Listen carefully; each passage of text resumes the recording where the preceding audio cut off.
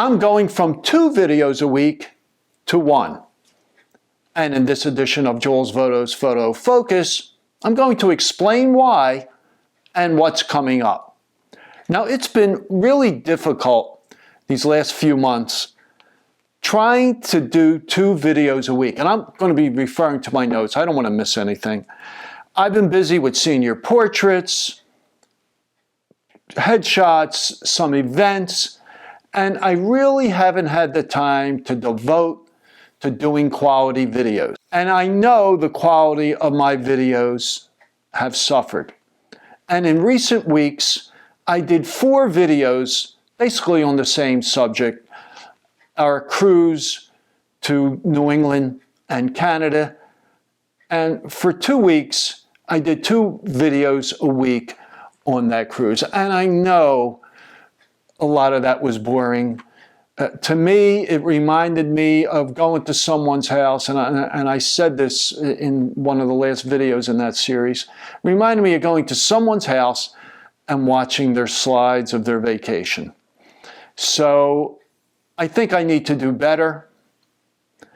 And those videos on the cruise deservedly got very few views. I feel I can do a lot better, especially if I do just 1 video per week. Now, a few months ago, I asked for suggestions on what I should do videos about. And I got a lot of good responses, a lot of good suggestions. And one person said, do 1 per week. And I think that was the best suggestion. And like I said, I think I could do a better job. So that's what's going to happen. Now, another thing, I prefer to do unscripted videos. And sometimes I will misspeak. That's why I'm reading from this now. So I will try and improve on that by making an outline of what I want to say so I don't miss anything. And sometimes I do. I completely miss something. It's something I know. Sometimes it's something I may be misinformed on, and people call me on it, and that's great. Please continue to do that. I do not mind constructive criticism. Through constructive criticism, we get better. So this video is in my normal Monday slot at 11 a.m. Eastern. And on Wednesday, I will have a new video. And then starting next week, it will be 1 video every Wednesday at 11 a.m. Eastern Time. All right, so what's coming up? I promised a video on black and white printing. Now, I've done several videos on the equipment needed to process film, the equipment needed to make your own black and white prints, and a video on processing black and white film. And also one specifically on the enlarger. So I promised a video showing how to make black and white prints. I now have all the equipment I need and the chemicals and the paper. I prefer fiber-based prints, but I just started out with a box of RC paper. I will be getting to fiber-based prints in the near future.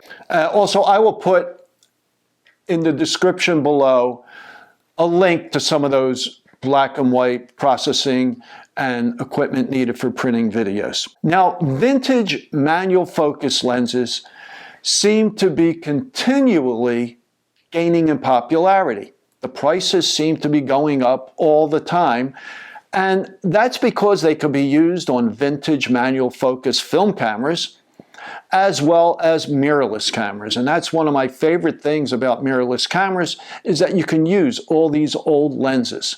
And I do. Okay, so another video I plan on doing, and this was also because of a suggestion. I did one a while back on using a handheld light meter. Well, this video is going to be on choosing and using a handheld light meter. Okay, you say, well, why do you need a handheld light meter? And I'm going to give the reasons for that. But mainly, it's if you're using one of these old vintage manual focus film cameras, a lot of them don't have working meters. So yeah, you could use the Sunny 16 rule, but I recommend the meter. And there are apps for your phone that do a decent job. So we'll get into that in a video in the near future. Also, tips on shooting film versus digital. Film cameras require a different approach than digital, especially manual focus film cameras. So I'll do a video on what you need to know to shoot film. Some people always want the latest and greatest, and I talked about this a little bit before, but do you need the latest digital camera to give you high quality images? And I don't think so, because I have an over 10-year-old Nikon D810 that gives image quality almost as good as my Z8, which is only a couple years old. So you really don't notice it unless you compare the images side by side.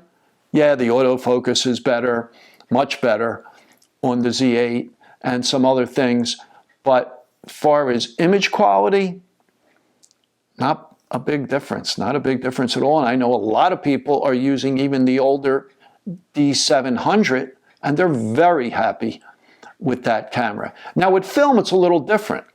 You know, I could take a Nikon F from 1962, let's say, and a much newer film camera, a camera from the 90s or the 2000s, I could put the same film in it.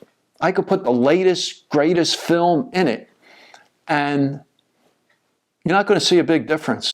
Yeah, the newer camera is going to have a better light meter. It's going to have some other things. It's going to have a built-in winder and so forth and so on. It's going to have autofocus. But image quality-wise, as long as you're focused properly and exposed properly, you're not going to be able to see the difference. And what's great is because of this film revival, I'll call it, and this has been happening for several years. It's been happening for several years. Kodak just came out with 2 new films. They went back to Kodacolor. Kodacolor was Kodak's amateur color print film, and it's back, and it's being distributed by Kodak. There was another company, and offhand I don't recall the name, that has been distributing Kodak film since around 2013, right after, about a year after Kodak went into bankruptcy. Kodak was making the film, but this other company was distributing it. And now Kodak is getting back into distributing their own film, and supposedly that could cause the price to come down a little bit. And wouldn't that be great? Because color, even black and white, film is much more expensive than it was just a few years ago. And also, some folks, especially young people, people in their late teens, 20s, seem to prefer film. And that's fine. As long as they could afford it, great. And so I'm going to be doing more videos on film. Now, as some of you may know, I did some recent videos on a Mamiya C220 that I purchased. And I plan to do a lot of shooting with that camera. Yeah, I know the film is expensive. It's about $1 a shot, but I love medium format. I did back in the day, back in the 70s, and when I had twin lens reflex cameras. And so I'm really excited to get back into it, and I'll be doing some videos on that. So one other thing, as far as videos I plan on doing in the near future, is what would I do differently? I got started in photography in the early 70s. Knowing what I know now, what would I do differently if I could go back in time and start all over again with the equipment that was available back then? And I know it's just a dream, kind of.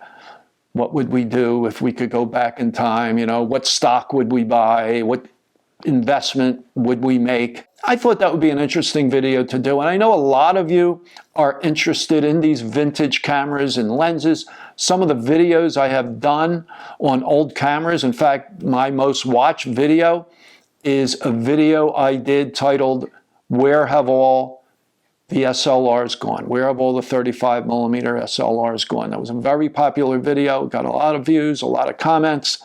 So I know you were interested in that, and so am I. I like nostalgia. I like the old TV shows, the old movies, and I like the old cameras, even though the newer ones are better. So keep your suggestions coming and leave any comments or questions in the comments below. I always try to respond to all questions and comments, even though I don't get to them all, especially some of these videos that get a lot of views, get a lot of comments, and it's impossible to answer all your comments and questions. So if you enjoyed this video, please give it a thumbs up and subscribe to my channel. And I will now be publishing a new video every Wednesday morning at 11 a.m. Eastern Time. So thanks for watching, and I will talk to you soon.